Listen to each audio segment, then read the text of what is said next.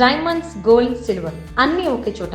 Mukunda jewellery factory outlet ఇప్పుడు Jubilee hills and Vizag లో. తెలంగాణలో ఇల్లు లేని నిరుపేదల కోసం ప్రభుత్వం అమలు చేస్తున్న ఇందిరమ్మ హౌసింగ్ స్కీమ్ కింద ఇళ్ల నిర్మాణం రాష్ట్ర వ్యాప్తంగా కొనసాగుతోంది. అయితే ఇంకా ఇల్లు కోసం ఎదురు చూస్తున్న అర్హులైన కుటుంబాలకు తాజాగా ప్రభుత్వం శుభవార్త చెప్పింది. ప్రజాపాలన దరఖాస్తుల ఆధారంగా తొలి విడతలో గ్రామీణ ప్రాంతాలకు సుమారు 3,60,000 ఇళ్లను ప్రభుత్వం మంజూరు చేసింది. సొంత స్థలం ఉన్న లబ్ధిదారులు ఇల్లు నిర్మించుకునేందుకు 5 లక్షల రూపాయల వరకు ఆర్థిక సహాయం అందిస్తోంది. నిర్మాణం ఏ దశలో ఉందో అనుసరించి ఆర్థిక సహాయాన్ని నేరుగా లబ్ధిదారుల బ్యాంకు ఖాతాలో జమ చేస్తున్నారు.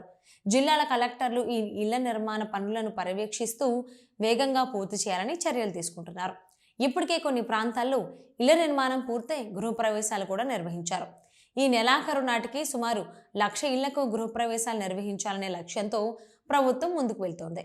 ప్రస్తుతం దాదాపు 20% పనులు పూర్తయ్యాయి. మార్చి 31 లోపు అన్ని ఇళ్ల గ్రౌండింగ్ పూర్తి చేసి జూన్ చివరి నాటికి నిర్మాణాలు పూర్తి చేయాలని ప్రభుత్వం లబ్ధిదారులను సూచించింది.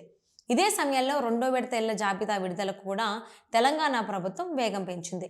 ఏప్రిల్ నెలలో కొత్త ఇళ్ల మంజూరుకు అవకాశం ఉందని అధికారులు చెబుతున్నారు. అంతేకాకుండా డబుల్ బెడ్రూమ్ హౌసింగ్ స్కీమ్ పై కూడా ప్రభుత్వం కీలక నిర్ణయం తీసుకుంది.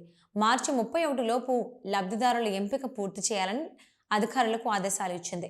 ఈ పథకంలో స్థలం కూడా లేని నిరుపేదలకు ప్రాధాన్యత ఇవ్వనున్నట్లు రాష్ట్ర గృహ నిర్మాణ శాఖ మంత్రి పొంగులేటి శ్రీనివాసరెడ్డి తెలిపారు.